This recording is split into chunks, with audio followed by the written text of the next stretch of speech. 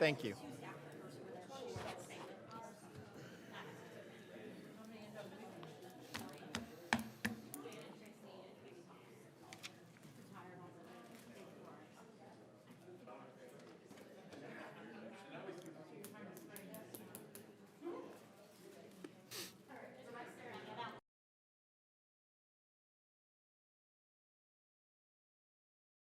Talking to. What we can do is mimic.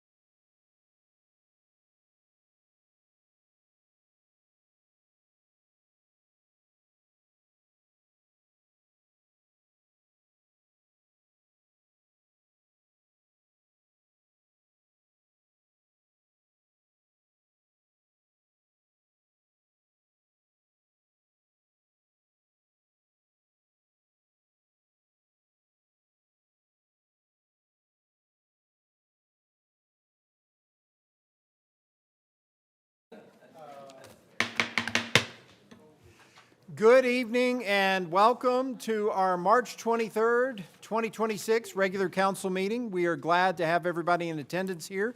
We will call our meeting to order this evening, and we always like to begin with the Pledge of Allegiance. Gary Harris from the VFW is here this evening. Gary, if you would lead us. Present arms.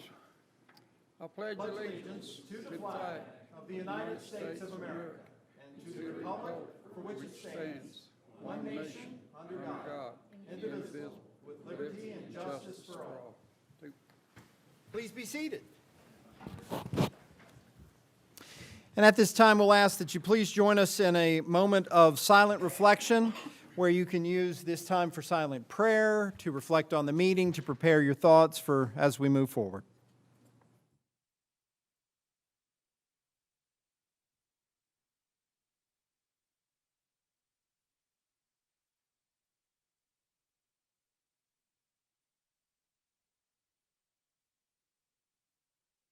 All right, thank you. Council, we did have an executive closed session just before we started this meeting. We needed to discuss two things that will both be discussed later in the meeting, the forensic audit services, as well as some work with Wells Fargo building. I don't normally like to add things to the agenda that we haven't published, but this is something that's pressing, and I'd like to make a motion that we amend the agenda under new business to discuss specifically the execution of an exclusive negotiating time for the Wells Fargo building. Do we have a second? Second. A motion and a second. Any discussion?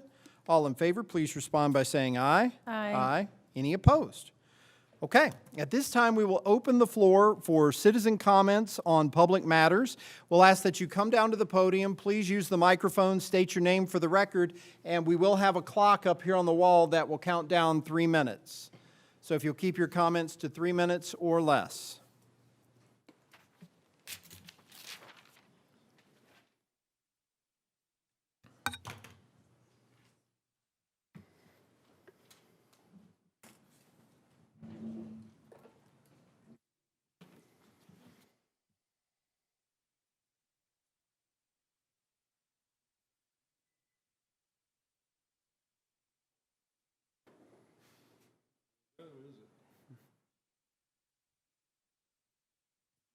I'll use this one. Chris, you can begin. Certainly. I want to thank everyone tonight. My apologies for being a bit delayed in the meeting that I was intending to join, but family comes first. Actually, faith comes first at my house. Family comes next. Alas, Radford City comes after that in my priority. But actually did pass out something this evening, or should be passed out shortly. Hopefully everyone will recognize it. I wanted to thank especially all of council, because I've been watching the meetings for years. I've been listening to them. I've attended a few. And finally, a couple meetings ago, everyone took an opportunity and showed the courage of conviction. And you stood up or stood against something that is very near and dear to my heart. And that was an amendment to the Constitution.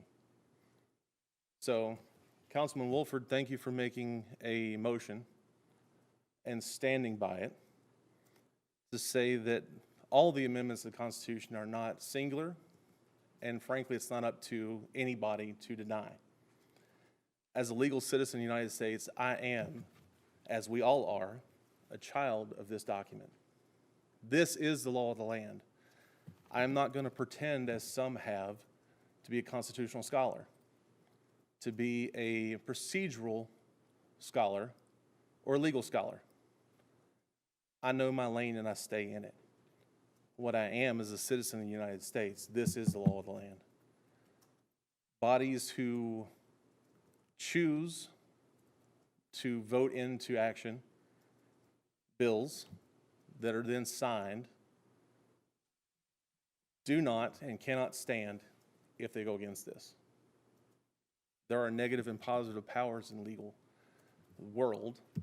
Again, I'm not a scholar, so I won't go into it. But this document says that I'm not allowed to do these things. It's that governing bodies aren't allowed to take them away from me. So, again, thank you. I know there's people in the public who use their First Amendment right to speak out against Councilman Wolford, his family. They're lovely people. I treasure them dearly. I have used them as an example in my own life and faith and other things. So thank you. And thank you again to everyone for standing up or standing against what you felt was appropriate based on the presentation by the public. I feel like members of this council did stand up for what the public told them they wanted. Members of the council stood against something they felt like the public told them they didn't want. So thank you all for that. It is an election year. I would challenge myself and everyone else to remember those positions as it comes up. Thank you. Thank you again, guys.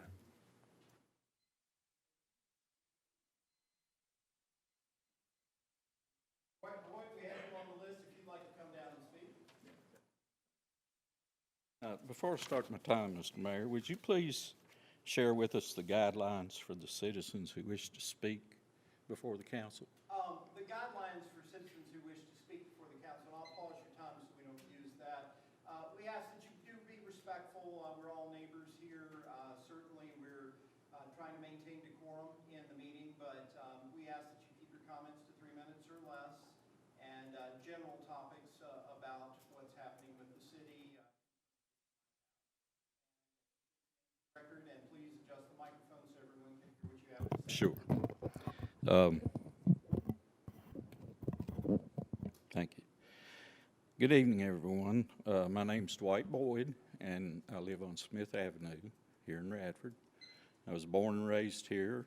I've called Radford my home for 75 years. So what brings me here to speak is something undignified happened at the previous meeting that has really been bothering me for the past 2 weeks. One of our fellow citizens stood here and publicly, by name, shamed the spouse of one of our city council members. This just is not right, and it should not be allowed. When each of you ran for office, you expected to take some public criticism, but you did not expect to have your family members be criticized. Do each of you council members want to sit there and listen to a citizen stand here and call your spouse by name and say that they are ashamed of them? I don't think so. That just crosses the line of common decency. Mr. Mayor, you have a gavel there, and one of its purposes is to help you to maintain order and decorum during these meetings.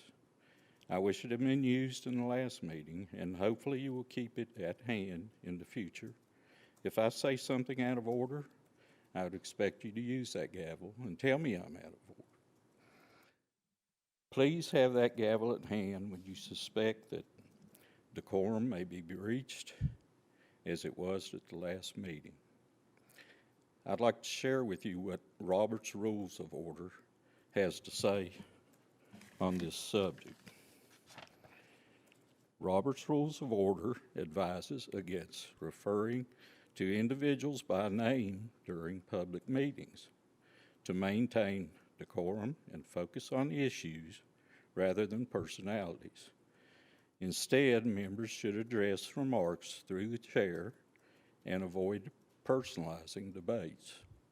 This practice helps ensure respectful and productive discussions. I think we have enough problems in this city without us attacking each other, backbiting each other. And let's work on those problems.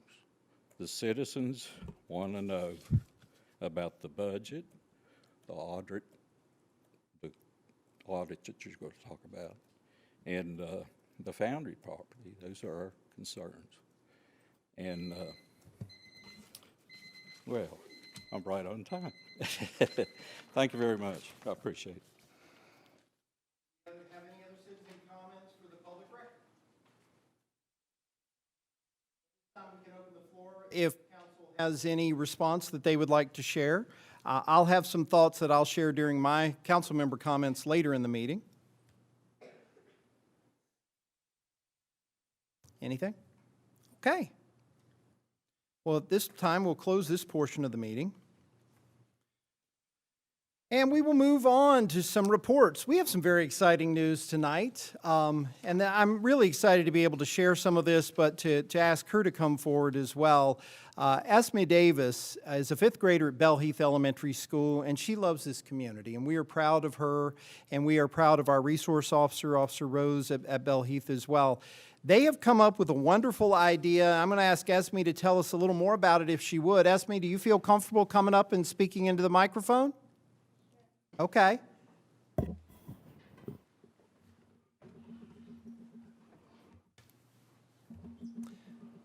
So I'll just give a little sneak preview, and we'll ask that you come over and you can tell us what you're doing first and then give us your flyers, okay? But this is a fantastic idea, and one of the best things that we ever see happen is citizen engagement on topics that they're passionate about. So tell us what your idea is. And don't be nervous, we're just regular people sitting up here. Hello, my name is Esme Davis. I'm a fifth grader at Bell Heath Elementary, and I am working on a new project called the CCC, or the Clean Community Club. The CCC is where a group of people of all ages get together and clean up the community of Radford. The CCC's first get-together will be on April 11th at 10 a.m. at Bell Heath Elementary School. That morning, our volunteers will get together in groups, split up to compete to pick up trash around Radford. They will be judged later, and the winning group will get a small surprise. There will be snacks. Hey, we love snacks. Now I know what you're thinking. That sounds awesome. I get to clean up the community with my friends and family. And it is, you're right. That's what CCC's all about. You might also be thinking, now this is the part of the talk where they ask for something, but there's no catch. I won't be asking for anything because the police department has applied it for us all. They have given us gloves and other supplies. And so I'd like to make a big thank you to them and some other people who have had a big help. My parents and my teachers, and then of course the police department. I am very thankful to be here. But the CCC poses opportunities for us all. Poses We get to pick up trash and clean the community. It helps people who might need it, like high schoolers who might need to pick up it. And it also helps people make new friends. CCC is very helpful, I believe, and I think would make a great addition to our community. But there's one thing that we are missing. People. We need volunteers. You can tell your friends and family and anyone else who you think might like to come. We'd really like to see you there, and we would love to see you all anytime. We would be starting up at Bell Heath and be going down around Bissett and then back up to Bell Heath again. I am very happy to be here, and thank you for letting me. Well, we have to say thank you to you, and I think you deserve a huge round of applause.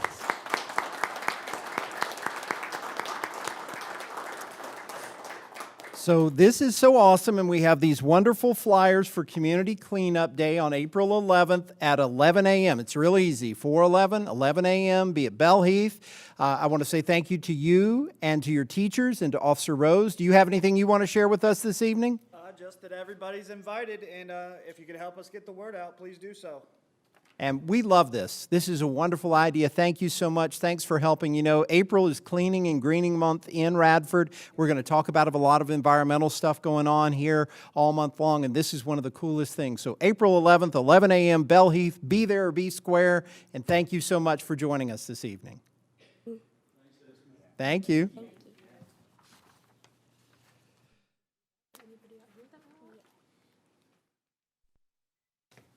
So we will ask everybody in attendance and everybody online, we have copies of the flyer here on the council dais, but we'll ask that everybody please share this far and wide so everybody knows about this wonderful event.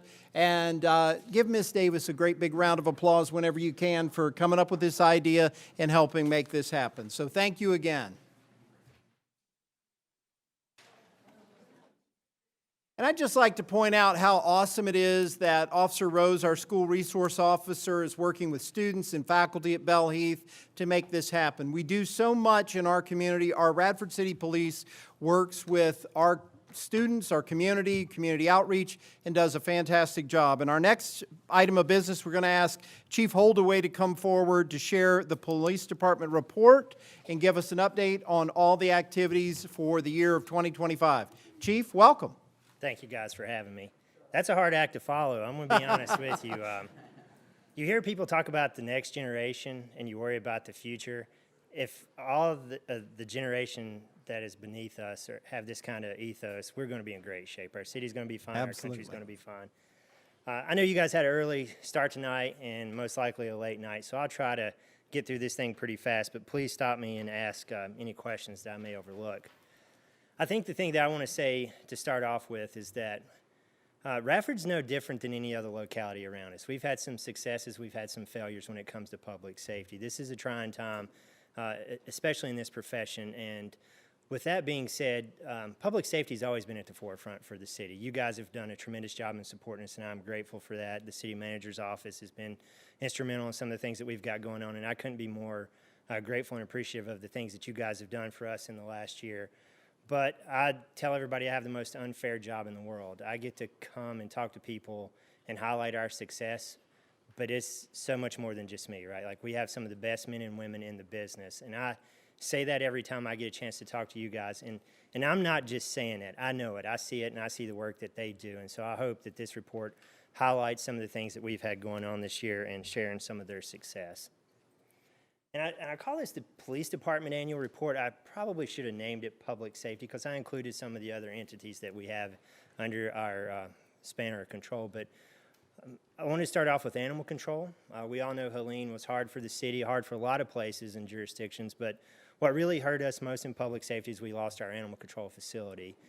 We refurbished a 4-bay car garage and turned it into what I would consider a state-of-the-art facility, especially where we came from to where we are now. But to share some of the numbers, the things that we had down there, the building opened in May, so we were roughly about 7 months in, and we still took in nearly 400 animals. I was surprised when I saw those numbers, and then we answered somewhere close to 600 calls for animal control. The thing that I want to share about all this is when you see the work that the men and women do in our city, but especially Adele and Ashley at Animal Control. I had an opportunity to work down there some this winter, and Adele said something with me that stuck, and she said they have a rule that you don't eat until the animals eat. And if we treat our people the way Adele and Ashley treats those animals, we won't have a need for public safety. But those guys do a phenomenal job. And some of the things behind the scenes that it's worth sharing that most people don't know about it. These guys spend their own money on these animals. They spend their own time. They take them home with them. They bottle feed them. And they are very proud of the fact of how they take care of their animals. And we are very successful in that we're considered what's called a no-kill shelter. Sometimes you do have to euthanize animals, but we have a very high rate, and we manage to meet that rate every year. So very proud of the work that Animal Control has done for our city. The next thing I want to mention is our dispatch center. We had 53,000 calls in our dispatch center last year. That's a lot. You do the math. I tried to break it out by how many calls we get an hour, and it's not really fair because sometimes you go and you don't get a lot of calls, and sometimes you get a ton of calls. But we answered 5,700 911 calls, and then we had roughly about 233 text to 911 calls, which is some new technology that we're mitigating through. But overall, all these calls that come in, they're doing it in a reduced staff with about 40% reduction in staff. And the thing that's key is that this is just the calls, the phone calls they answer. It doesn't count the times they talk on the radio, the police, fire, EMS. It also doesn't count the walk-in complaints and the warrant services and all the paperwork. They have done a phenomenal job. And this last year, too, they also received their P33 certification, which is similar to some of our certifications or accreditations on the PD side. And it's remarkable that they have accomplished what they have with the amount of call volume that keeps coming into our PD. Total calls for the PD, last year we answered 17,363 calls. That's up a little bit from the year before. In 2023, we were about 19,000 calls. We saw about a reduction in 3,000 calls. Now we're up about another 1,500 calls for service. We made almost 1,400 traffic stops, and then we wrote about 800 tickets. So we're roughly about 40% of the time you're getting a warning when we pull you over. But I think it's important to know that we write tickets for a couple reasons. We want to change behavior. It's about behavior modification. It's not always about tickets. Sometimes it's about education. And those are great numbers for a locality of our size and the amount of warnings we get versus the amount of tickets we write. One of the major things that we deal with in our city right now is mental health calls for service. On average, we are between 80 and 120 mental health calls a month. These calls are hard to track. We might get a call for a car crash that ultimately ends up being a mental health call. We might get a well-being check that's a mental health call, or an intoxicated in public call that ends up having some kind of mental health association with it. Currently, the city of Radford makes up 19% of the emergency custody orders at the New River Valley, down at, well, I shouldn't say it that way. We make up roughly 19% of NRVCS emergency custody orders for the New River Valley. We lead all the other localities. It's kind of an issue when you look at the population per capita. We're about 17,000 people, or give or take. And you have other agencies like Montgomery County that have well over 100,000 people, or Blacksburg that has 40,000 people, and we're still doing 20% of the work. And I think it offers an opportunity for us to share some of our success with this, is that the laws changed a couple years ago. This Marcus Alert law came out, and it says if you have so many people in your locality, you're required to have a mental health co-responder. We did not meet those guidelines, but yet we still chose to participate and have a mental health co-responder. It's been a huge success for us. We have Kevin that works with us. He works about 40 hours a week with our PD. He tries to work during peak times for mental health calls. If there's any kind of mental health association or associated call for service, Kevin goes on it with our PD. And then we're also holding calls for Kevin when he gets there. We're using him to the fullest extent. And I hope those numbers are reduced for next year. But we kind of just see the trend continue to grow in that direction.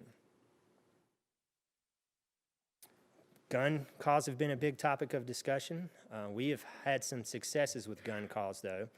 In 2024, we answered 64 calls for possible shots fired. In 2025, that number was reduced by about 20 calls for service. We only answered 46 calls for potential shots fired. The one issue that we did face is we did have a homicide this last year that was firearm related, and we seized a total of 50 firearms in 2025. That's double what we seized in 2024. 37 of those guns had some kind of attachment to it that were processed through evidence, and the other 13 were not. But that comes with a lot of hard work, and anytime you see these numbers, we've had successes, but we're also addressing the things that are coming along with those, and that's what we're going to talk about on the next slide. We had one particular area that was hit hard with some gun crimes. We see some guns off a certain location. We had a couple shootings and the murder. So we had held a pop-up event. Some of you guys attended that pop-up event, and we're kind of looking at this from a tri perspective of how we solve this problem. And first of all, is just getting out and being a part of the community. And having these events hopefully will help people recognize us and get an opportunity to come talk to us, and we can talk about gun issues and gun safety. The second part of that is that we were fortunate enough to see our numbers change, and we applied for the Operation Ceasefire grant, and we got about $230,000 in grant money that you guys voted on last month or approved to help combat some of the problems. So we're taking the enforcement side, and that will help us specifically put police officers out to target some of the gun issues that we're seeing and some of the gun crimes that we're facing. And last of all, the third component of that is the technology side. We have a Nibin computer in our house now. We were able to use that through grant funding, and basically that helps us track some of these guns. When you shoot a weapon or have a shell casing left behind, there's very specific characteristic marks that are left on those shell casings, much like a fingerprint, and that technology allows us to go put guns back in people's hands and associate them with other crimes. So we're going every angle we can to help curb some of the problems that we've seen with gun violence in the last year or so. Vehicle crashes has been one that we've had success and failure in also. In 2025, we had a reduction of about 35 car crashes. We worked about 360. The previous year, we had about 394 car crashes. We have seen a rise in injuries. In 2025, we had 46 people hurt in car crashes with 46 people hurt, and that was up 12 from the previous year where we had 34. The most glaring number that sticks out is that we had 3 people killed last year in 3 separate car crashes, and we've had another one this year. And historically, we've been a community. We don't have major interstates running through here. Our speed limits are very low, but we've had an uptick where we've seen a lot of fatalities in the last year, and that's unusual for us. We've went numerous years where we've not had any and received awards from the DMV. So we're addressing those issues much like we're addressing some of the gun concerns. We have target enforcement areas, concerns where people have complained about speeding, or issues where we've seen more crashes. We're trying to put specific police officers there. We have target times where we're trying to at least run radar and try to slow some people down. Speed is most of the time a mitigating factor in some of our crashes that we've seen. And then last of all, we use DMV grant funding. We received roughly about $40,000 last year, and we've used that for target enforcement, speed bumps, some radar, some technology to help combat some of the issues that we're seeing with vehicle crashes. We've had some very good successes in 2025 versus 2024. Our narcotics issues, we are nearly 100 less narcotics charges this year, which speaks volumes. You know, we were almost 200 the year before, and so we're about 100 this year. Huge success. DUIs, we're down 58. The previous year we had 74. I think some of that's education and effort and getting the word out that, you know, there's other opportunities instead of driving intoxicated. Our larcenies have went down by nearly 70 larcenies. We were at 171 in 2024. This past year we only had 103 larcenies. 2024 we had 4 robberies. That's went down 3 less, which is 1, but 1 is too many. 4 is a lot for us. Definitely seen a change in numbers. Now I wanted to add this too about the pursuits. Our pursuits stay the same. It doesn't matter what's going on. It seems like we get about 6, 7, 8 pursuits every year. The perception might be we're chasing everybody every weekend, but that's not the case. We're averaging a pursuit about once every other month. Use of force is a big topic in public safety in general, and I wanted to share this just because I think it leads credence to some of the things that we're doing in our PD.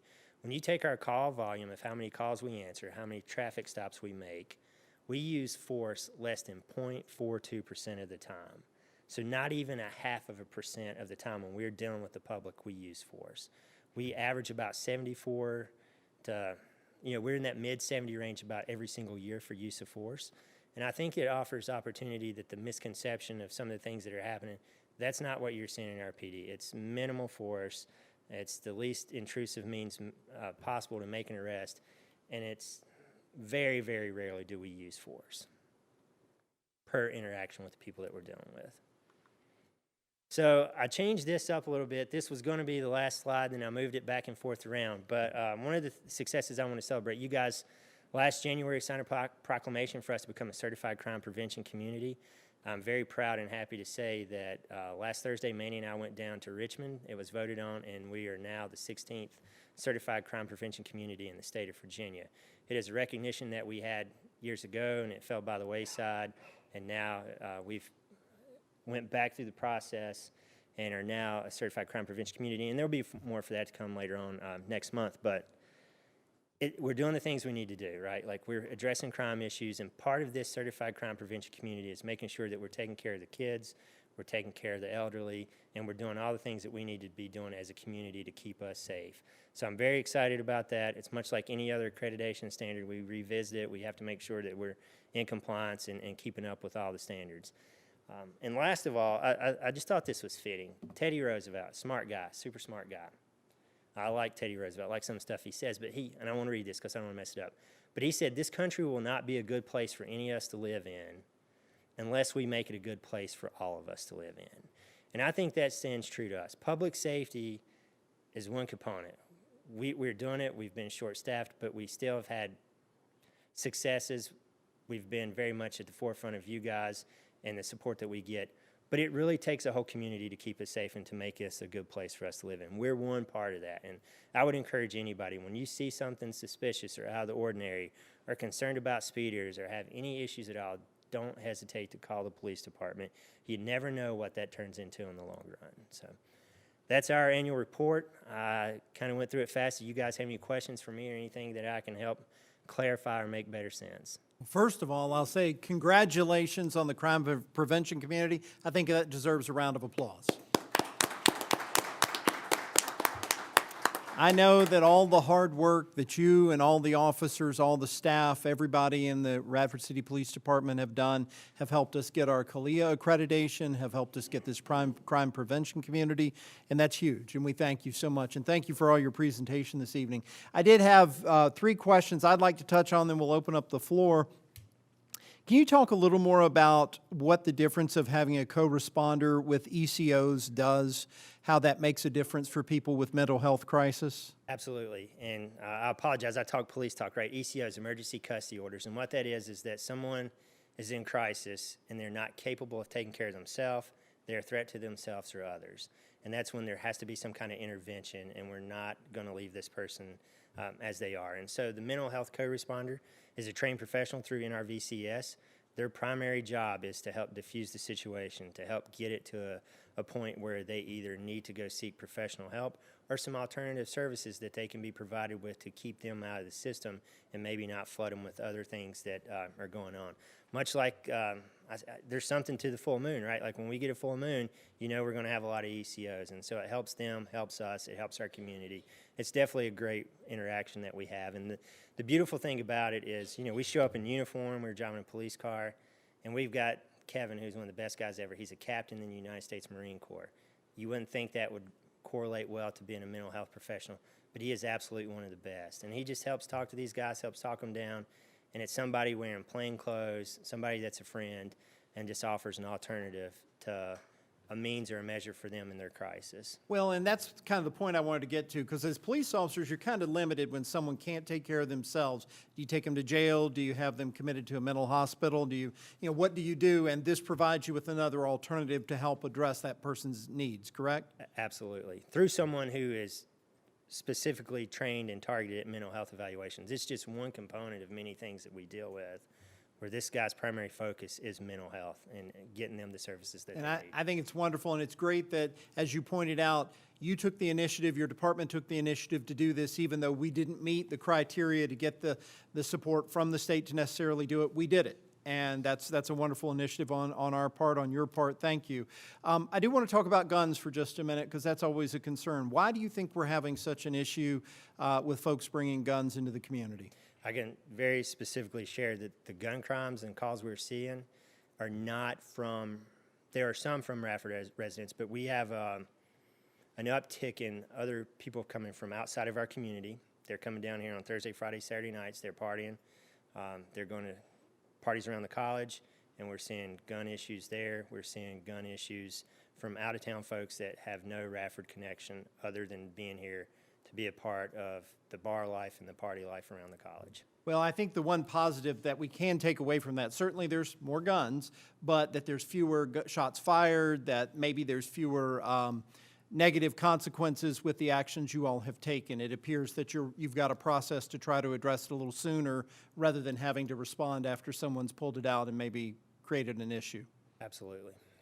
And then the last thing I just want to get back to, I hear this from some folks, Radford's not safe, Radford's so different from everywhere else. You started off your report by saying Radford's very much like the communities around us. Do you feel like this is a safe community for our residents? I will tell you right now, listen, I live here, I work here, my kids go to school here. I have no issue at all saying that Radford is a safe community. Sometimes the perception or those that say those things may not be in the know. We do have our challenges, we do have issues, but it's something that we've addressed. Our police department's done a phenomenal job addressing these issues, but we're no different than any other jurisdiction. There are gun calls everywhere. There are gun calls in other neighboring jurisdictions. We are no different. We're not immune to some of the crimes that we're seeing. And when these issues get pushed out of other places, they go somewhere else, and that's why they're here. They've been pushed out of other communities, and they show up here. So I don't know how to say it enough, man. Radford is just a great place to live, and I would not be here and saying this if I didn't believe that. Thank you, Chief. Does anybody else have any questions? I had one. So did I hear you right when you said that we answer 19% of the NRVCS calls? No, ma'am. We actually answer between 80 and 120 mental health calls a month. We have 19% of those emergency custody orders at NRVCS is specifically to the city of Radford. Okay, that was my next question. Is that 90% specifically to us? Okay. Yes, ma'am. I just wanted to clarify. Thank you. No questions, just a thank you for all you do, Chief. I appreciate you and your department and keeping this community safe and all the things you're doing. You're doing a great job, so thank you. Well, thank you. And listen, I take a lot of credit, but those guys really do a phenomenal job. And Certified Crime Prevention Community, I failed to say, Emily Height is the one who's responsible for this.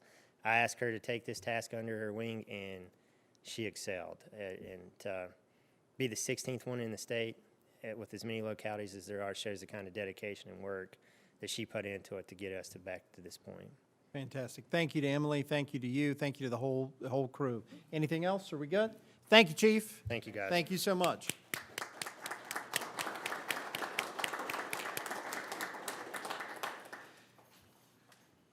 We are going to move forward after these wonderful opportunities to talk about our city, citizen action, our fantastic police force, and all that they're doing to help us be a safe and strong community. We do need to talk a little bit about power, and we have a resolution to delegate authority to manage the energy supply congestion. And I'm going to read just a little bit of this, and then we'll go into it.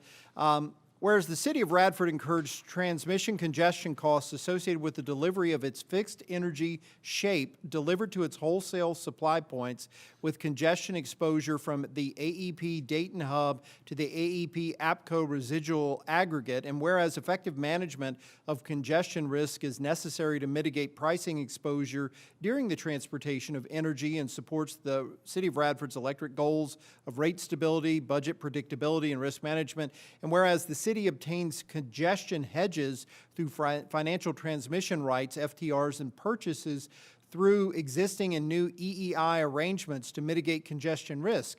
And whereas The city finds it in the best interest of the city of Radford to delegate authority to designated officials to take timely and necessary actions to manage transmission congestion risk within defined financial parameters from the period of June 1st, 2026 through December 31st, 2028. And whereas the not-to-exceed cost requirement for congestion hedges is set at 75% of the city's previous congestion estimate received from suppliers, a value of $0.63 million over the 31-month authorization period, $630,000.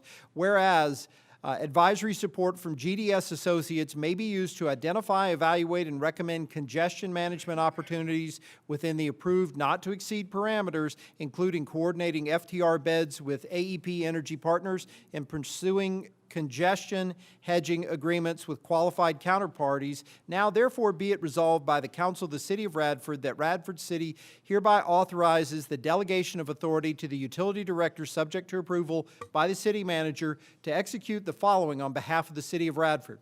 Convert awarded congestion hedges to financial instruments that, as appropriate, provide appropriate protection of risk for congestion hedge values, or FTRs, financial transmission rights.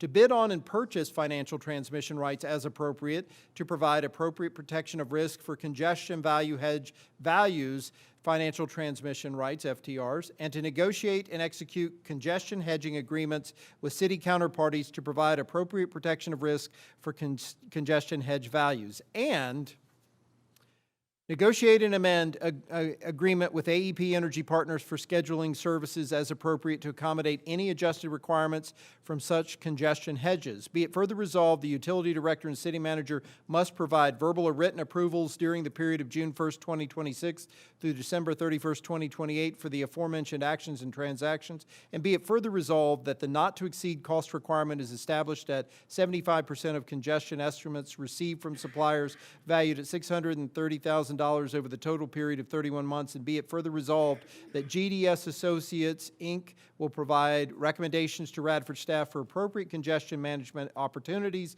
and their estimated costs within approved not-to-exceed parameters. And be it further resolved that GDS will coordinate FTR bids with AEP Energy Partners and/or develop congestion agreement with counterparties willing to sell the congestion hedge to Radford. And be it further resolved by the Council of the City of Radford that in accordance with Sections 2.13 and 2.14 of the city's charter respectively, a second reading of this resolution is hereby dispensed with, and this resolution shall take effect immediately as an emergency measure.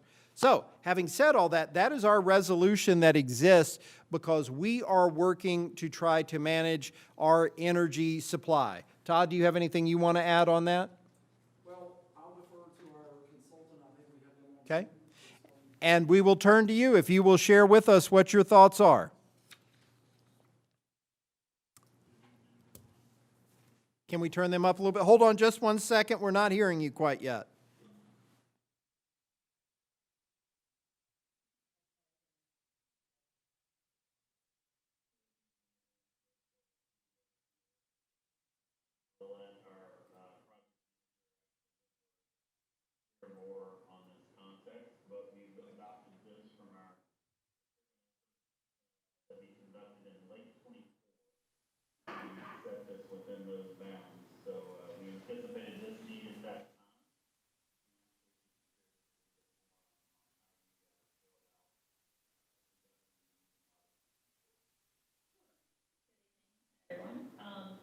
Yeah, so this, the delegation of authority, this would allow the city to manage and hedge the congestion costs, associated with the city's contract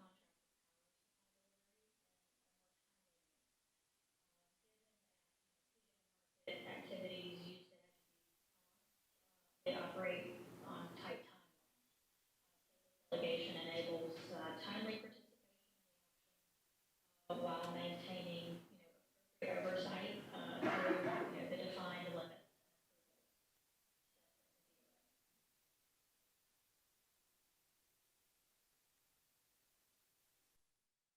Thank you. Do you all have anything else you want to add this evening? Just a quick summary that these are essential to kind of manage costs that we have. And, throughout the 31-month term, this will provide us the administrative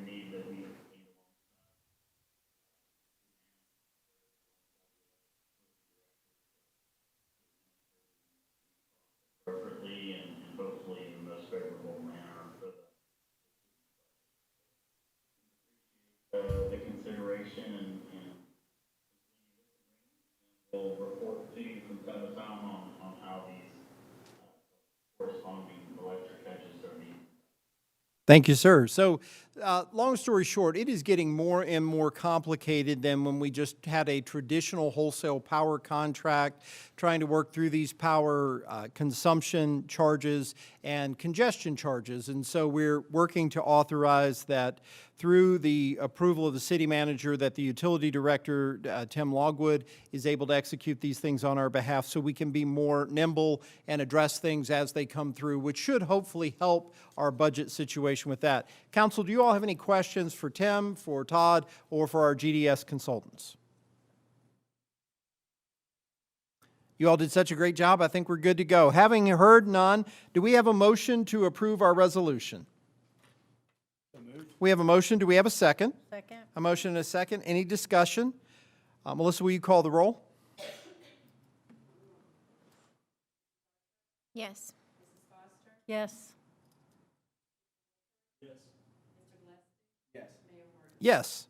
All right, and as we stated, this is an emergency measure because it is of a timely nature, so it will go into effect immediately. And, you know, certainly if you have questions, electric is definitely changed for us, and it's a different world. We're trying to navigate within that world. And thank you, Tim, for your work on that as our director of Radford Electric Department.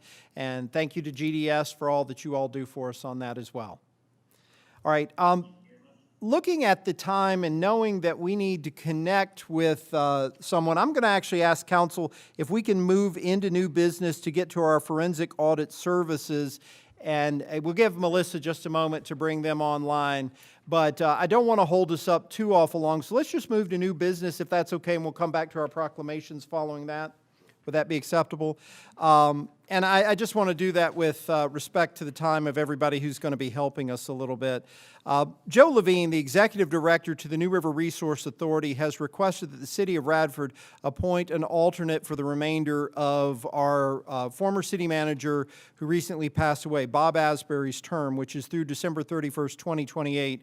I'd like to just go on and nominate Seth Gillespie to serve in that role. He's been serving as an alternate for Mr. Asbury. Do we have a second? Second. We have a motion and a second. Any discussion? All in favor, please respond by saying aye. Aye. Any opposed? Now, we also needed to double check. Mr. Ridpath, who's our former city manager, serves as an alternate for Mayor Starnes, former Mayor Starnes, who's here this evening as well. And that term, he is in a term that ends December 31st, 2029. Have we had any response to be able to say that David wants to continue in that role, or do we need to look to move forward with an additional appointment?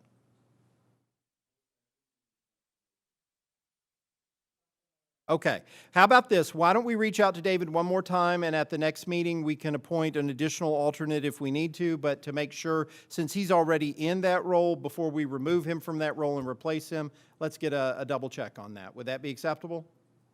Absolutely. I was just going by what was directed by. Absolutely.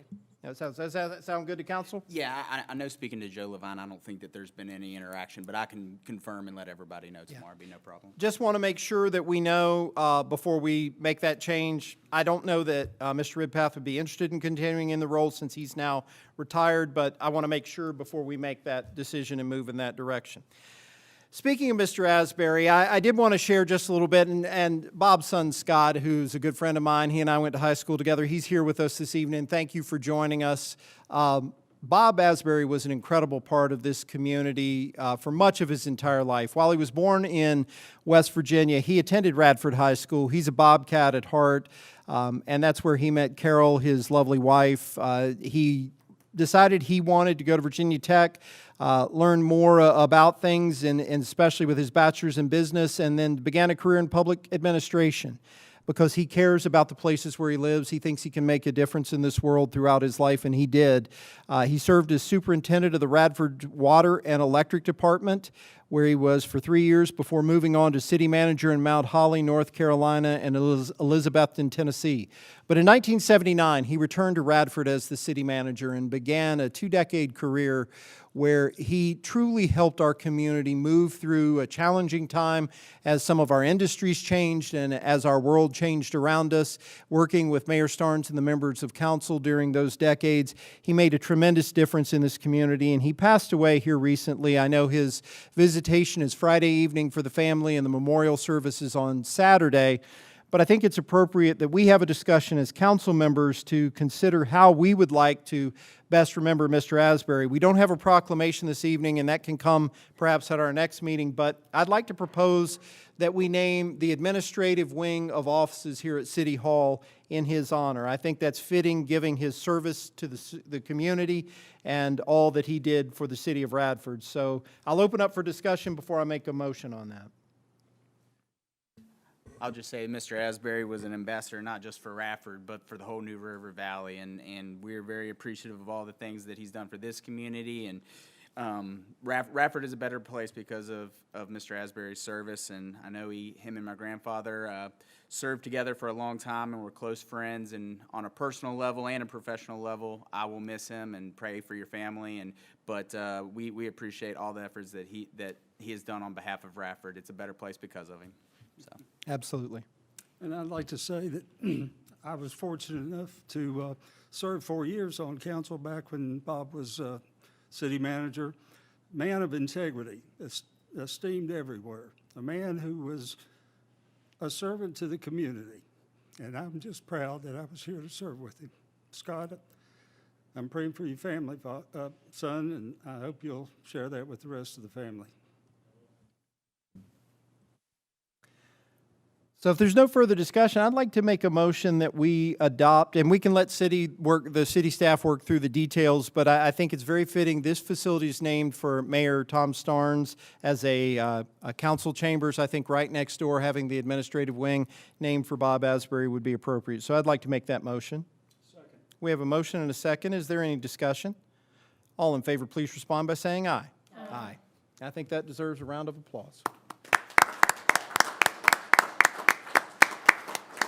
And I do think we'll have more to say at a future meeting. I just didn't want this to get past us before we had the opportunity to recognize him. Scott, to you and your entire family, thank you for sharing Bob with us for all those years. I know he spent an awful lot of time taking care of this entire city, but he did a pretty doggone good job taking care of you guys and raising some amazing boys and having a wonderful family, and our best to your mom and to all of you.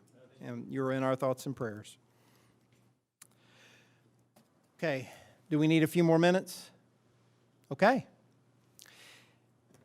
At this time, we'd like to talk a little bit about the forensic audit services, and we've been looking at this for some time to try to help provide some additional clarity for our community on where Radford has been, how we ended up in the places where we are financially, and what things look like. And so we have Brown Edwards has been a firm that we've been negotiating with. We went through a process of procurement. And Todd, I'll ask you if you can address just a little bit of that to talk about the process for procurement and what all we have done to make this possible.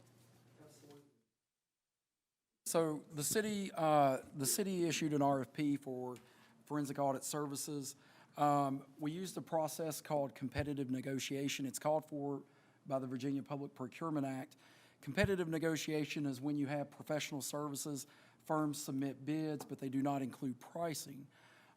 They are reviewed and scored based on their ability to complete the work in the RFP and their qualifications. We went through that process. We have ranked all the bids, and we entered into negotiations with Brown Edwards, and we have the contract that is before the council this evening that we have negotiated with them. So with that being said, I'll certainly answer any questions about the procurement process, but that's in sum how that works. Any questions, council? So a lot of folks have asked why we've had to have this in closed session rather than open session. This is the open session to discuss it tonight. While we're going through the negotiating procedure, if things didn't work out with Brown Edwards, we would move on to the next possible provider, and so as the city was continuing negotiation, that couldn't be done in open session. However, we are here in open session tonight. So we do have a little bit of information, and John from Brown Edwards has joined us this evening. Thank you for being here with us this evening. We appreciate that. We would like you to address just a little bit for us, and we are going to release a statement and a copy of the letter along with the outline of what is planned for our audit services this evening. But John, could you talk just a little bit about the breadth of the services that you're providing and just a little bit about what the piece would look like for us? Certainly. Again, thank you all for having me. So we negotiated and talked with you guys to kind of figure out exactly what you wanted and to go through the process. And so in doing this, what we will do for the city of Radford, we will provide forensic services as you requested. So what this looks like is you've got an engagement letter with us that outlines the procedures. So we're going to start out looking at certain areas that you guys have asked us to look at. Anything from utility billing to the tax process. And so we're going to follow what we call forensic auditing guidelines and how we go about doing this, or forensic examination services. So we will work with you all and we will do the procedures that are listed there. During the course of those procedures, as we find things or things come to light, we will make you aware of them. One of the biggest things I think you're going to get out of this, you all will get a lot of recommendations. You know, things that the city could probably do better, do different, or maybe there's a more efficient way of doing things. So we will work with the city there and make recommendations. So it's not just going to simply be, hey, we found these 10 things that need to be fixed. It's going to be how we can make Radford better going forward, because that's the key. You want to learn from this stuff. During the course of this and what we've discussed, if we were to come across something that would be deemed fraudulent, okay, if it looks like fraud, something doesn't look right here, we would bring that to your attention immediately. We would talk to you about it. And what most likely would happen is you guys would say, hey, we need to expand the scope of what we're looking at here. It may be an issue a little deeper that we weren't aware of. So the goal, though, is, you know, as we go through this, we will communicate with you all. We'll let you know what we're doing. At the end of this, we will issue a final report that talks about all the things we did, all the procedures. It will list out everything we observed. And we'll also list out all the recommendations in one place. So, I mean, we're going to do this along the way, but at the end of the day, you will have a document that has it all encompassed in it. So, you know, one of the times we get questions, why is this different from a regular audit? Well, here's why. This is very focused, okay? We have gone in a focused area. Where do you want us to look? Where do you want us to spend your time? But when you hear the word audit and you get an audit every year, that's a little broader. Someone's putting an opinion on the financial statements of the city of Radford. They're saying, you know what, at June 30th, 2025, all these numbers are correct. And we're going to make an opinion that they're correct on this particular date. This looks a little bit different from that because we're not saying these numbers look correct on this particular date. We're saying we have looked at these procedures and these policies, and we're making some recommendations, and we're also going to let you know of things that we've seen in the process. So the water gets a little muddy sometimes. People get confused, but they're both proper services. They just look a little bit different from the audit you get every year as part of your June 30th work. Thank you so much for your clarification on that. And just so that folks know, we do have a timeline that'll be released as part of this. We do expect some of these services to start ASAP, start immediately, but they won't finally be finished up until about the beginning of August. So we have several months. While some things may be concluded sooner, we pretty much, as John was saying, will have a final report likely sometime in August, maybe, I'll even say maybe September, just in case that final report doesn't come by the end of August. But we will share that information as we're able to with the community. The whole point of this is to get this fully examined, to look at it, to help us understand the procedure, and to move forward from there. Council, do you all have any other questions for John while he's with us? Hearing none, do we have a motion to award the forensic audit services to Brown Edwards? We have a motion. Do we have a second? Second. A motion and a second. Is there any discussion? Melissa, would you call the roll for us? Mrs. Bartrett? Yes. Mrs. Foster? Yes. Mr. Wolford? Yes. Mr. Gillespie? Yes. Mayor Horton? Yes. Thank you so much. And at this time, I would like to release a document that the city has put together, our staff has put together regarding this. The city selects a firm for forensic audit services. Radford City Council approved a contract for forensic audit services at its meeting on March 23rd, 2026. Following a competitive request for proposals process, the city has identified Brown Edwards as the recommended firm to perform these services. The forensic audit is part of the city's ongoing commitment to transparency and accountability. The selected firm brings extensive experience in governmental accounting, auditing, and forensic financial analysis. Their work will include a thorough and independent review of specified financial activities and processes with the goal of identifying any irregularities, strengthening internal controls, and providing recommendations for best practices moving forward. City Council and staff recognize the community's interest in the city's financial position. The city is actively taking steps to stabilize its financial position, rebuild services, and implement sustainable budgeting practices moving forward. Engaging an independent forensic services provider is an important step in ensuring full transparency and accountability. The city is committed to understanding past financial decisions, strengthening its financial systems, and positioning the city for long-term stability. Efforts are underway to improve financial planning and oversight and to rebuild fund balances over time. The findings and recommendations from the forensic audit will be shared with City Council and made available to the public in accordance with applicable laws and policies. The city anticipates that the results will help inform financial practices and reinforce long-term stability. And so all that will be shared with our friends in the media, and it will be posted on our website, and that will include the letter of engagement along with the detailed services that are out there. Certainly, if you have any questions after you take a look at all that, we're more than happy to try to field those questions at future meetings and to address that.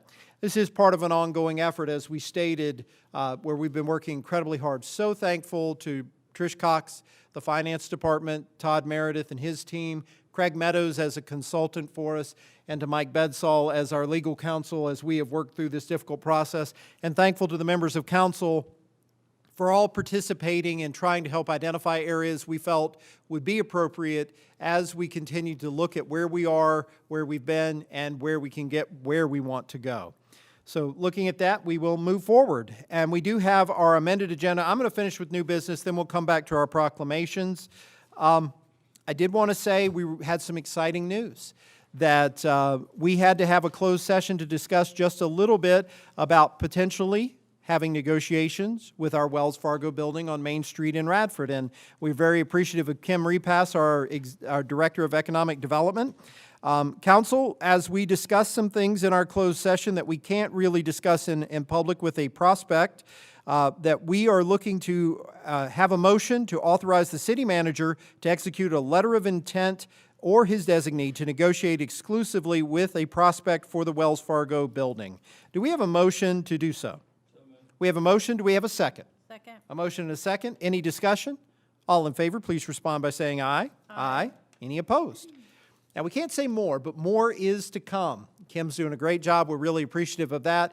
Could be exciting times to have hopefully an announcement just a little bit down the road if negotiations are successful, and we'll move forward from there. And Todd, thank you and Kim for working on this for us, trying to get all this done, and for Mike for all that you're going to do. Now we'll move back to proclamations, and we will begin. What I'd like to do is read all of these, then we'll come back, vote on them all at once, and our last two deal with our public safety officials. Our last three deal with our public safety officials, so we'll ask you all to come forward at that point in time. The last one is for our animal care and control, so Adele and Ashley will bring you up for a picture and celebrate you at that moment. We want to begin with Environmental Awareness Month, and we have a proclamation declaring April as Environmental Awareness Month in Radford. Seth? Proclamation, April 2026, Environmental Awareness Month. Whereas various organizations and citizens show concern for the Earth's environment, and whereas the problems of the Earth's environment affect all the citizens of Radford as well as the entire population of the planet. And whereas the City of Radford encourages Radford citizens to participate in global appreciation of the Earth through educational programs, special projects, demonstrations, cultural events, lectures, cleanup activities, etc. Now, therefore, the City Council of the City of Radford does hereby designate the month of April 2026 as Environmental Awareness Month and calls all citizens of Radford to support, recognize, and appreciate the importance of participating in this special month. Council, I'd like to make a motion to accept this proclamation. And we'll have a motion and a second, then we'll come back and vote at the end. Do we have a second? A motion and a second. All right, we'll come back and vote at the end. We also are looking at Earth Day, one of the most wonderful celebrations of the year is on April 22nd. We have an Earth Day proclamation. Guy. Proclamation, April 22, 2026, Earth Day. Whereas April 22, 2026 is recognized as National Earth Day, and whereas the theme for 2026 is Our Power, Our Planet, which calls us to advocate for wider awareness on the health risk of plastics and the phasing out of single-use plastics, and whereas a sound natural environment is the foundation of a healthy society and a robust economy, and whereas there are sound economic, environmental, and social reasons for local government to initiate energy efficiency and renewable energy practices, and whereas the City of Radford encourages and endorses participation in events supporting Earth Day, now therefore the City Council of the City of Radford does hereby proclaim the day of April 22, 2026 as Earth Day, and does hereby encourage all of our citizens to participate in the ongoing efforts to recycle, reduce, and reuse, as well as other activities which promote a healthy environment and sustainable society. I move for acceptance. We have a motion. Do we have a second? We have a motion and a second. We'll come back to that in just a moment. Thank you, Guy. And Earth Day, hopefully everybody celebrates on April 22nd as part of Environmental Awareness Month. April 24th is what we're looking at for Arbor Day, and I have a letter I'd like to read just real briefly. And this came to Todd Meredith on behalf of the Arbor Day Foundation as we celebrate the 50th anniversary of Tree City USA program. I'm happy to extend my warmest congratulations to Radford on receiving a 2025 Tree City USA recognition. This well-deserved recognition is a testament to your community's unwavering commitment to the planting, care, and celebration of trees. In an era where cities and towns are facing increasing challenges related to air quality, public health, and climate resilience, nurturing urban forests has never been more important. By prioritizing tree stewardship, you've not only helped enhance Radford's livability, but you've invested in a healthier and more sustainable future for your residents.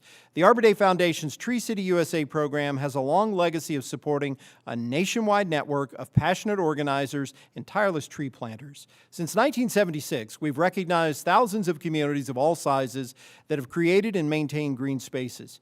While we all work in different corners of the country, we're working in unison to create positive change through trees. To be named to Tree City USA is to be part of something bigger.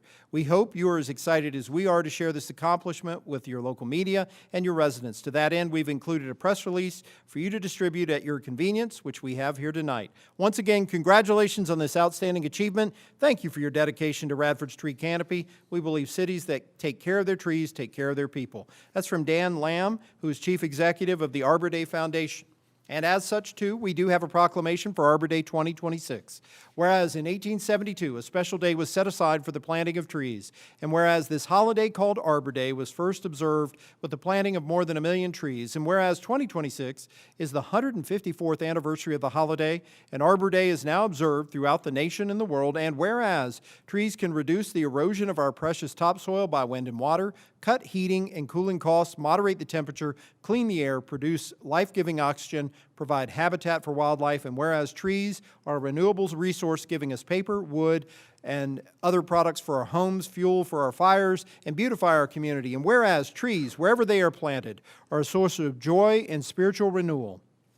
And whereas the City of Radford established the Commission for Beautification and Municipal Forests to enhance and maintain the health and vitality of the community's urban landscape, and whereas the City of Radford's commitment to the preservation and propagation of trees within the community has been demonstrated over many years and recognized by the National Arbor Day Foundation through the designation of Radford as a Tree City USA community again this year, the 7th anniversary of it's the 13th anniversary of our initial designation, I believe.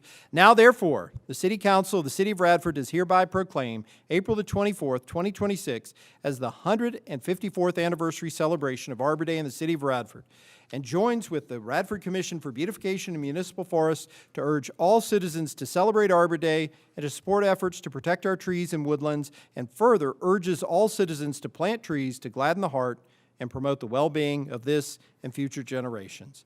And I'd like to make this motion that we adopt this proclamation. Do we have a second? A motion and a second.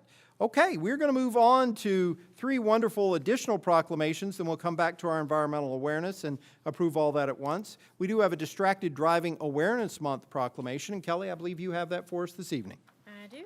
City of Radford proclamation, Distracted Driving Awareness Month. Whereas more than 289,000 injury crashes and 3,275 occurred in the U.S. in 2023 that involve distracted driving, and the economy toll of all motor vehicle crashes in the U.S. annually exceeds $100 billion. Whereas talking on a mobile phone, even in hands-free mode, texting, programming your dashboard, infotainment system, or GPS device can divert your attention away from driving and result in physical and cognitive distraction. Whereas Radford residents and all Americans deserve to live in communities that promote safe driving behaviors and healthy lifestyles. Whereas preventing distracted driving injuries and deaths require the cooperation of all levels of government, employers, and the general public. Whereas the National Safety Council and Radford City Police Department work to promote policies, practices, and procedures leading to increased safety, protection, and health in business and industry, in schools and colleges, on roads and highways, and in homes and communities. Whereas the National Safety Council in 2026 will provide this nation with a month-long distracted driving public education campaign.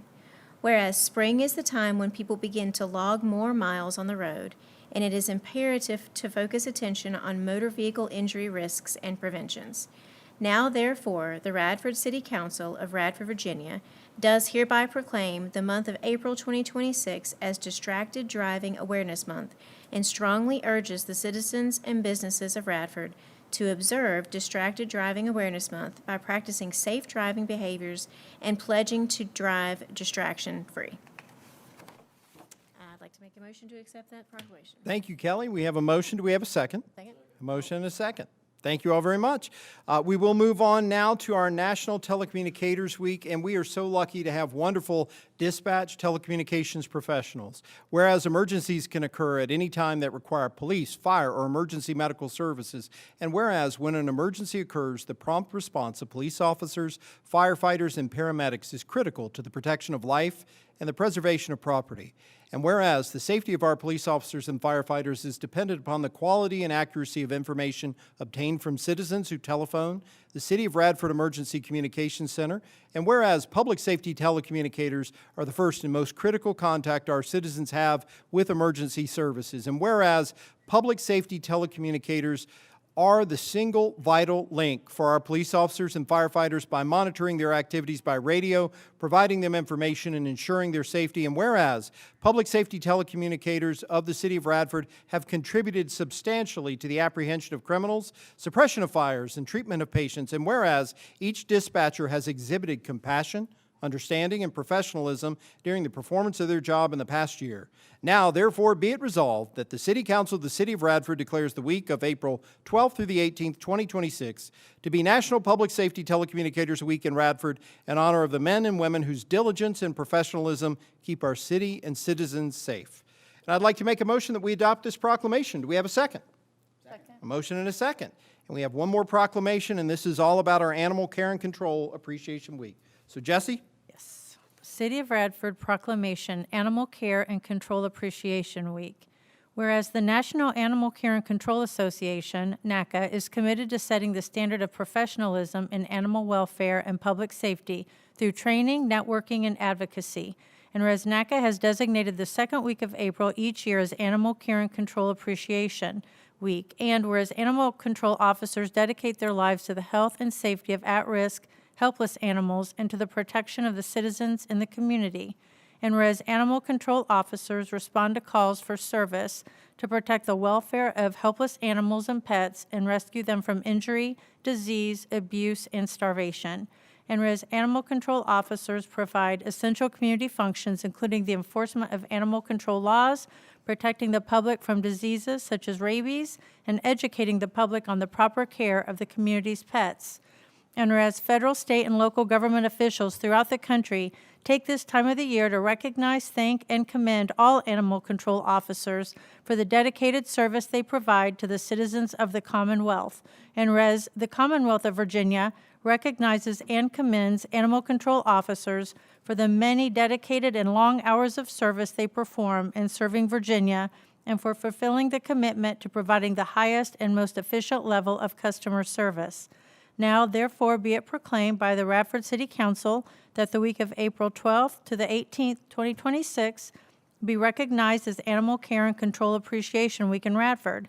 And be it further proclaimed that the Radford City Council extends its gratitude and appreciation to Radford's animal control officers for their continued dedication and professional assistance to the citizens of the city of Radford.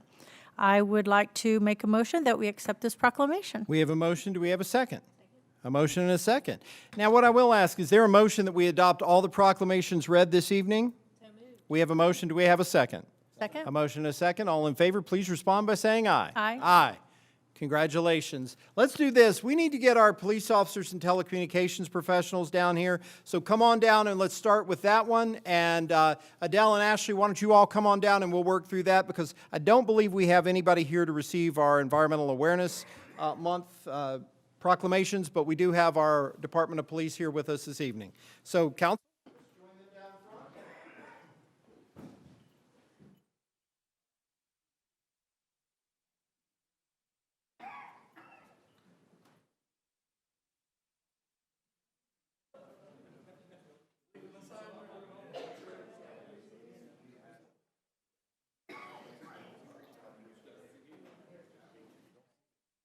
We'll begin with the Distracted Driving Awareness Month presentation.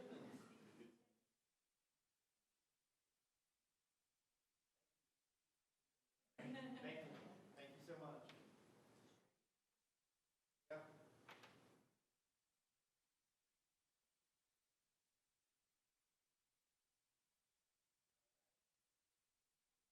We also have our proclamation for National Public Safety Telecommunications Week.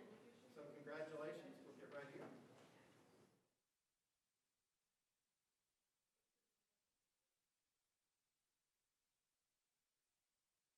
Thank you all very much. Now we're going to ask Ashley and Adele to come up because we have to celebrate them with a little special sparkle because of all they do for all of our furry and scaly and all of our friends. Thank you.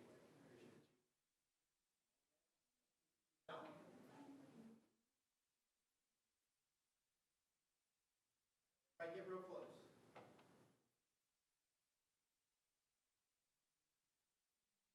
All right, how about a round of applause for them?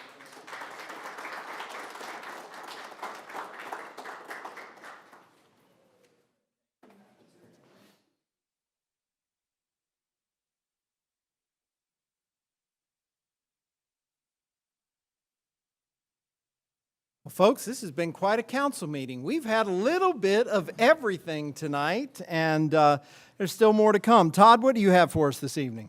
Just want to talk a little bit about the Auditor of Public Accounts and what's going on with the city in regards to its fiscal stress monitoring. The APA is currently evaluating the city of Radford to determine whether or not it meets the criteria for experiencing fiscal distress. If the city meets that criteria, the APA may make a recommendation for the city for additional assistance for the city. Now, most often that's going to come in the form of consulting to help the city set financial policies to assist the city in its financial recovery. The final decision regarding whether or not the city qualifies for additional assistance rests with the governor's office, executive branch officials, and legislative committees. The primary objective of the APA's review process is to determine whether Radford's situation meets the state's criteria for experiencing fiscal distress. The process is not meant to be punitive toward the city of Radford. It is not meant for the state to come in and take over the finance department. The APA's monitoring process is intended to help determine if the city may need state assistance to support the city's efforts to continue to move forward and improve its financial position. I just wanted to clarify a few things with that. Second thing I have, the Easter egg hunt will take place on Saturday, April 4th at Bissett Park from 1 to 4 p.m. The actual hunts begin at 2 p.m. They'll take place every 15 minutes for the 4 different age groups. There will be 12,000 total eggs with a few golden eggs for bigger prizes. We will have food trucks that consist of 800 degrees wood-fired pizza, bootleg barbecue, sunset shaved ice, and squeeze 'em and shake 'em. There will be bounce houses and a petting zoo, and of course, pictures with the Easter Bunny. Thank you, sir. All right. I'm going to add just a little bit before I get to everybody else's comments. The manager and I had talked a little bit about this because the fiscal distress piece had come up, and I was able to provide a little bit of additional information. That Radford's been going through this process for a number of years. During the APA's 2022 monitoring process, they had noted that we had downward trends in lower performance for 2020, 2021, and 2022. They communicated this information to the manager at the time, and city management, the manager, the finance director at the time, and their staff participated in the APA's follow-up review process in December of that year.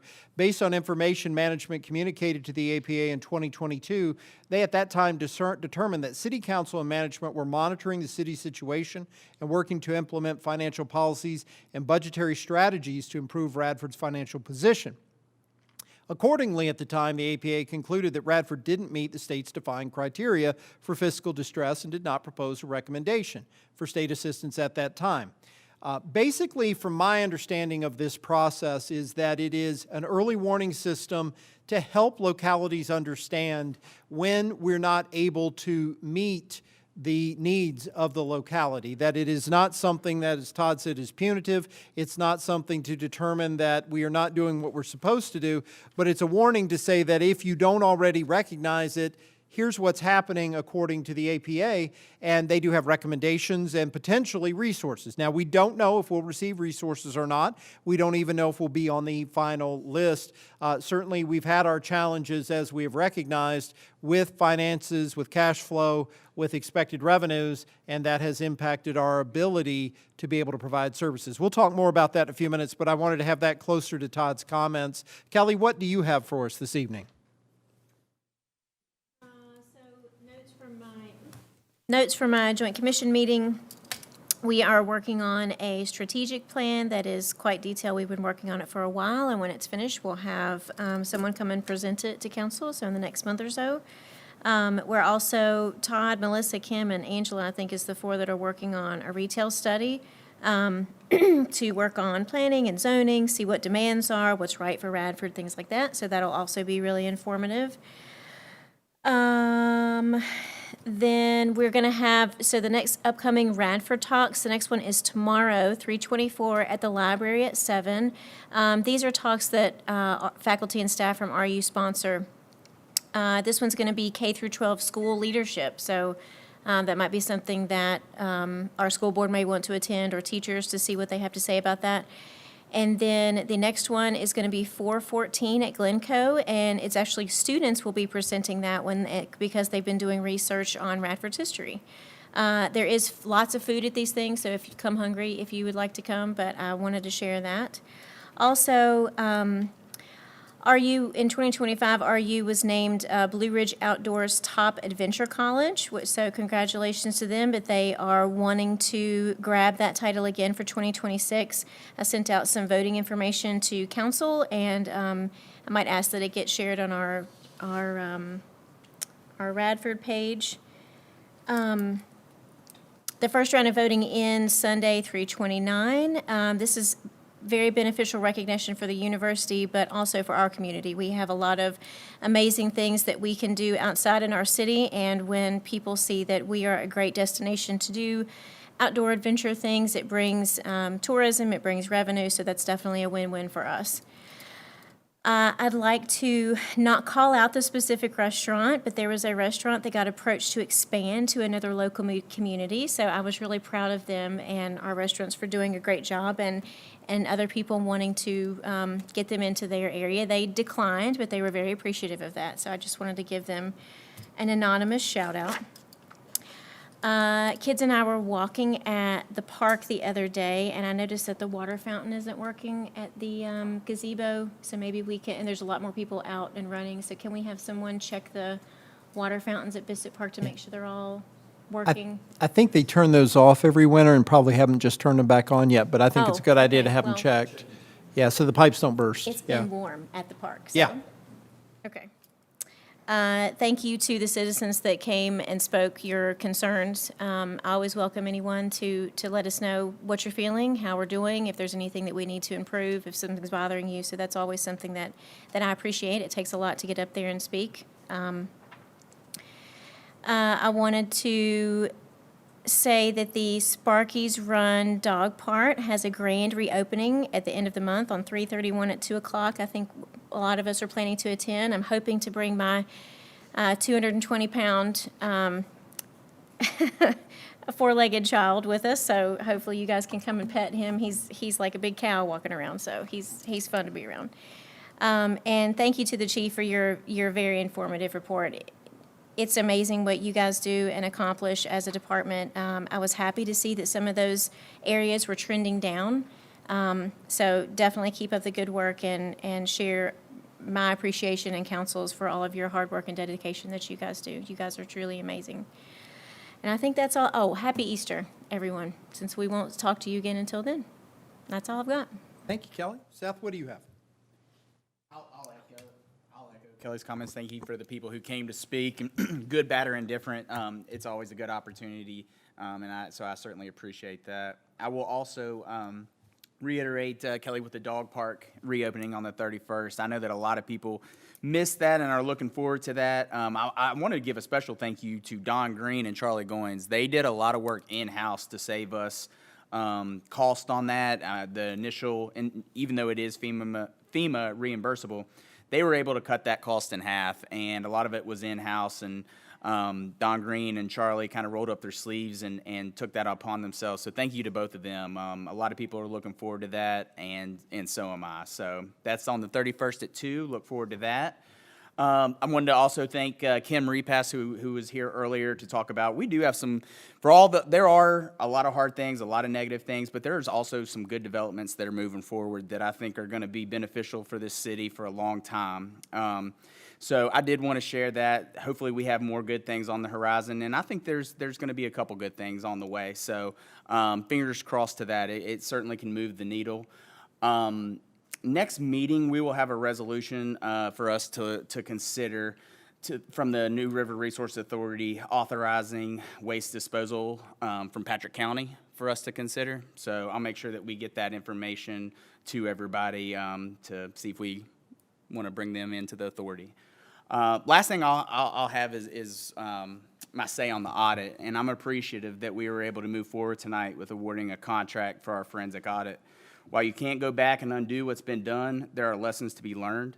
For me personally, this audit serves two purposes. As stewards of our taxpayers' money, they deserve an independent, transparent, and thorough review of how we got here. I also believe this is a great opportunity for us to have independent professionals in the field help us identify best policies, practices, and fail-safes for moving forward. The focus isn't just on how we got here, but also what are we doing to never be here again. And so I am glad that we are moving forward with that and look forward to working with Brown Edwards. That's all I got. Thank you, Seth. Guy, what do you have this evening?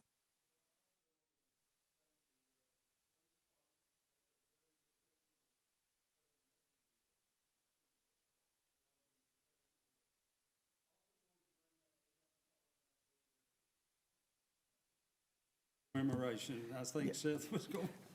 I apologize, and me and Guy talked about this. So the rec commission did unanimously agree to move forward with that. I should have shared that with you. I apologize, Guy. We did talk about that, but the rec commission did unanimously agree with that. Well, let's put that on the agenda for next time. Good, that's all. Fantastic. Thanks, All right, Guy. Sorry about Jesse, what do you have? You may be noticing flags going up in front of Glencoe. It's that time of the year to recognize our heroes.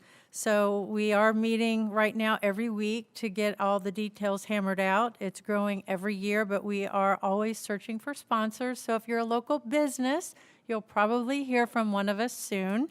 If you don't hear from us and you want to be more involved, if you're a citizen or a business, you can call Glencoe and speak with Scott. He has all the details for you.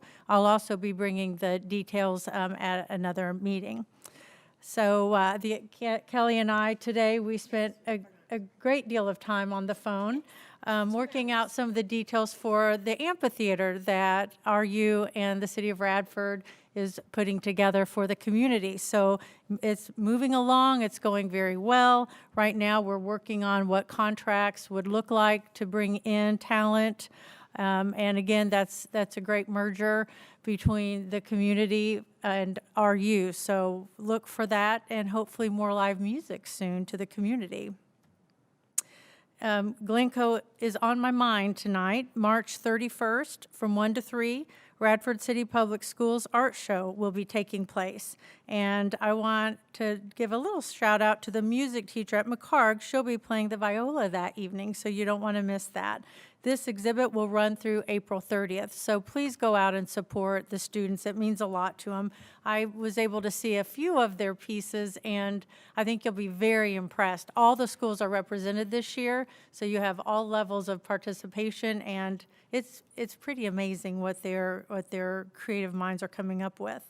I am so proud of that new organization, the CCC, and I applaud their grassroots effort to make this community even a better one. So thank you for that leadership within the school system, within our police department, for being willing to partner with them, and please get out and volunteer. Mayor, the date? You were April 11th. at 11. April 11th, 11 At a.m. 11. It was catchy. April 11th, 11 a.m. Yep. Okay, the flyer says 10. Oh, 10, sorry. April They were 11th, 10 saying a.m., 11. sorry. Yep. Well, come at 10 and visit with your friends. It may start at 11, but come at 10. No, it does Just say for- 10 on the flyer. I got too excited with my 11. Yeah, I heard when you were talking to them about it. So we're going to go with 10.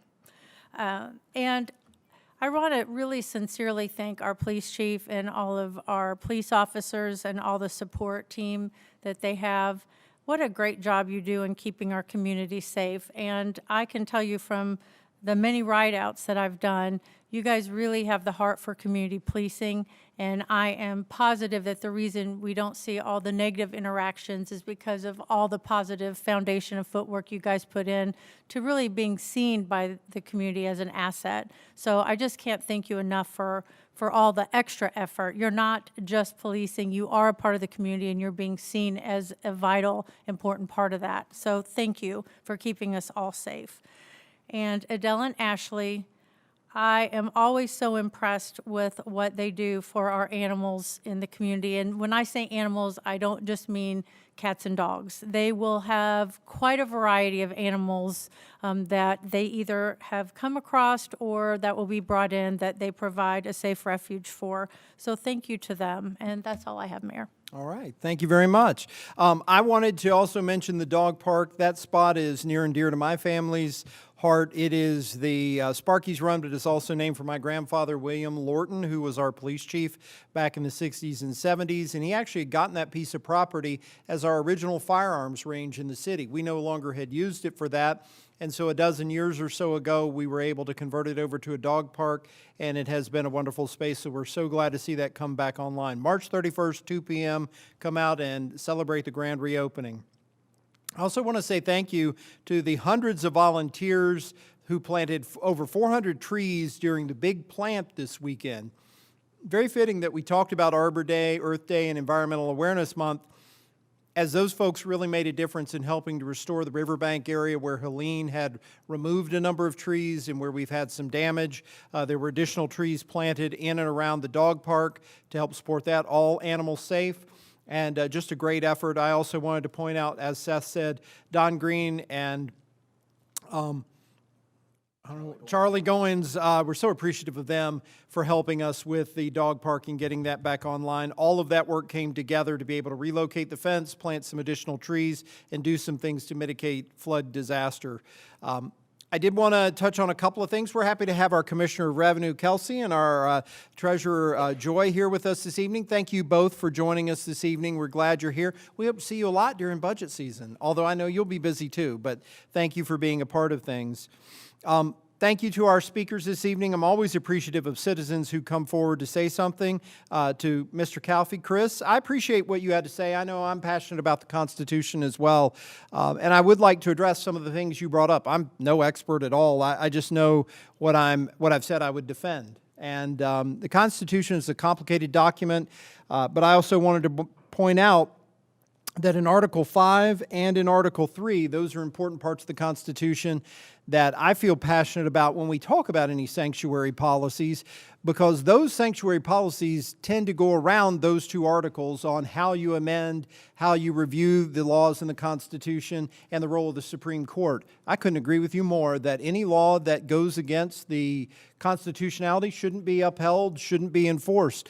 But as individuals, for us to short-circuit that process and to not follow the Supreme Court or the Constitution's amendments, I think that's challenging. And that's one of the reasons I have a difficult time with any sanctuary policy, not just Second Amendment, not just any constitutional right being placed in that area, because I don't think it's the right way to do it. But I do appreciate what you had to say, and I appreciate others' differing opinions on that. I do think it's an important thing for us to talk about, and I appreciate you sharing the Constitution with us. I know Mr. Boyd had to leave us. I don't believe he's still with us, but to Dwight, thank you for coming forward. I also have to defend the First Amendment of the Constitution in my role as mayor. And it is a very fine line on when you tell someone they can no longer say something in a meeting and you gavel them down for lack of decorum and you let them continue with their thoughts. It is complicated too, certainly, Guy and to Connie, I understand, we don't want to have anybody attacking family members or anybody speaking out against family members, but also I think it's important that when a person does share something at the podium, that if someone has a disagreement or disappointment with that, they also have a right to say that they're not comfortable with that statement. We do want people to be good neighbors to each other. We do want people to be respectful and to really consider everybody's thoughts as we go through this process. Nobody's right, nobody's wrong. We all have different opinions and we all work through that.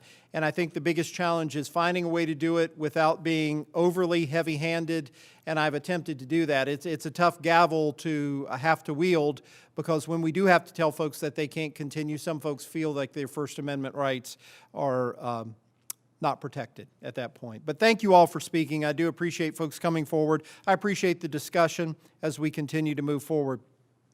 Two last quick points that I wanted to make. With the APA and the fiscal distress, I think we're all very aware that Radford has its fiscal challenges. I don't like them. I haven't liked them for 8 years. Before I was elected, one of the big issues that council was debating on this very dais was, do we have a sustainable budget? Are we in a place where we can continue to move forward? And at every budget season since then, I've always asked, can this work? Do we need to make changes? All of us up here have tried to work through that process. So I do think it's important that we employ all tools that we have available. I'm so thankful to Trish Cox and her team. Diane and Katie are doing a fantastic job helping us work through every single thing related to our finance department, looking at every policy and procedure. Again, I mentioned our Commissioner of Revenue and our Treasurer. Thank you all for all the work you're doing there. Thank you to Todd and the rest of the staff for everything that's happening.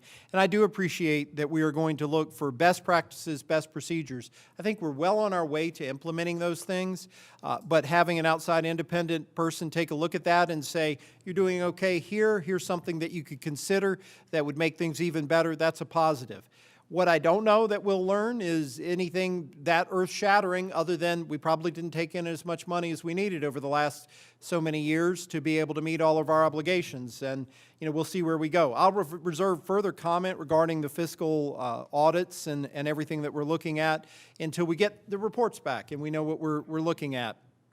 But I am appreciative of everybody working together to try to find these solutions. It is a huge web of things that we try to bring together to solve all of the problems for the community. And no day goes by, no week goes by, no month goes by that we don't all work to try to help this city be in a better position to be the safe city, to be the education city, to be the outdoor activity city, to be the New River city that we can be, to be the best version of Radford that we can be.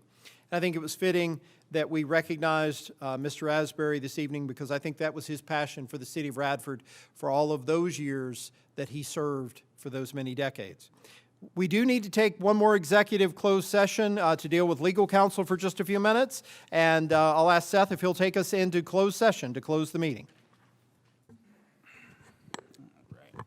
I'd like to make a motion to convene into a executive session for consultation with legal counsel and briefings by staff members or consultants pertaining to actual or probable litigation where such consultation or briefing in open meeting would adversely affect the negotiating or litigating posture of the public body. For the purposes of this subdivision, probable litigation means litigation that has been specifically threatened or on which the public body or its legal counsel has a reasonable basis to believe will be commenced by or against a known party.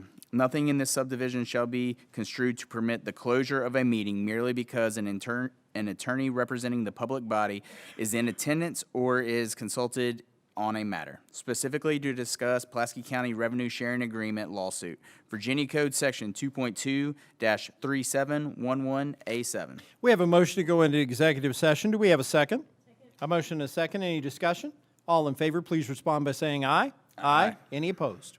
Okay. Thank you all. You're welcome to wait if you want, but we're going to be just a few minutes.